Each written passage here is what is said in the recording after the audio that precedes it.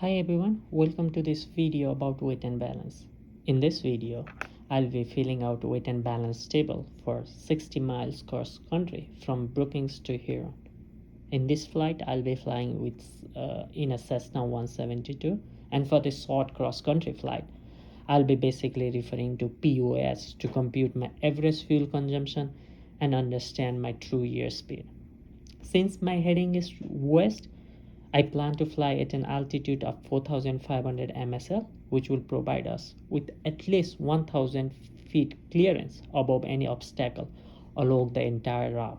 Additionally, for this flight, my atmospheric conditions are standard, so my pressure altitude matches with indicated altitude, so I can directly use those from POH. Furthermore, since I'm looking at my cruise flight in my POH, I like to fly at 2400 RPM just to ensure I'm not running engine at full RPM. But the issue is there's no exact numbers for 4500 SML. In order to extract those values, I'll do interpolation, and one way to do that is just taking an average. So I'll be taking an average from 4500 MSL at 2400 RPM with 6000 MSL at 24 RPM.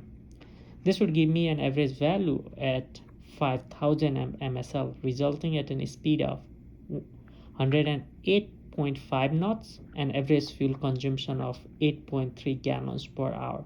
So now I have information is 5000 MSL. I can repeat this process of taking average again. So I can again take the average between 4000 and 5000 to give me information at 4500 MSL at 2400 RPM. So doing this and repeating the process, it will give me a true year speed of around 108.75 knots and fuel consumption of around 8.425 gallons per hour. Rounding these values, of course, we approximate my year speed to be 109 knots and then fuel consumption to be around 8.5 gallons per hour. Now let's do a basic calculation. So my total distance is 61 nautical miles and I plan to fly at around 109 knots. So dividing the distance to speed, I get an entire flight estimated flight hours of 0.56 hours. I can multiply this time with 8.5 gallons per hour fuel consumption to estimate my fuel for the flight, which comes out to be 4.76 gallons.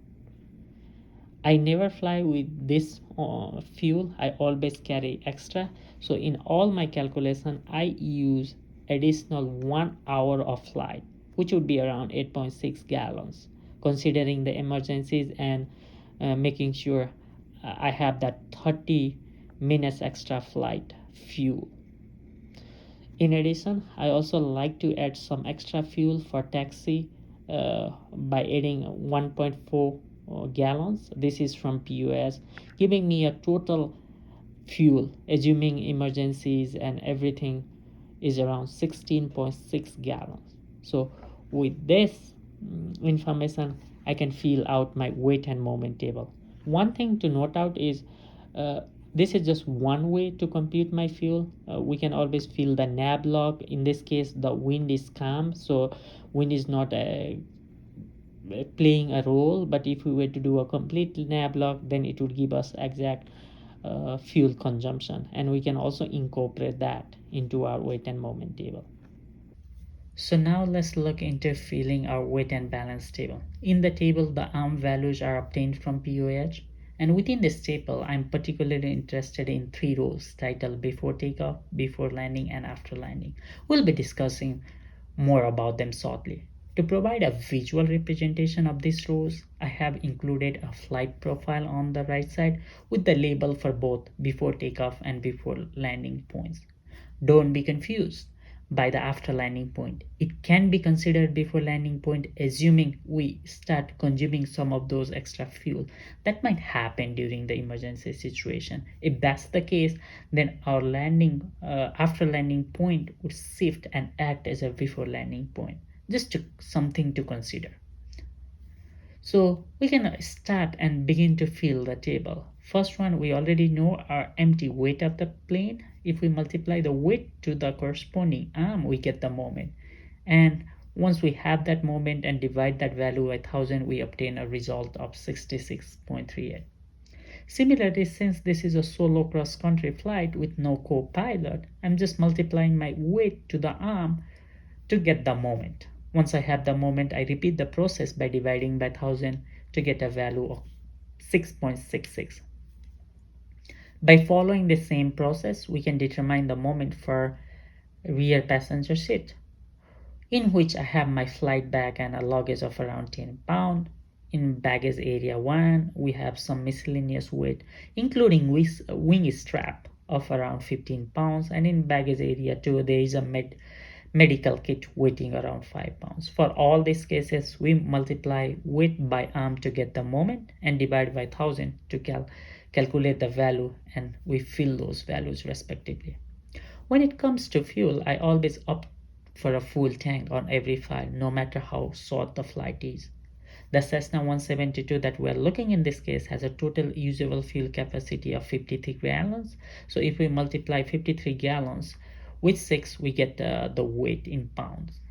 As recommended in POH, I'm also using 1.4 gallons of fuel for taxi. This is negative because this is the fuel that we are going to burn before takeoff.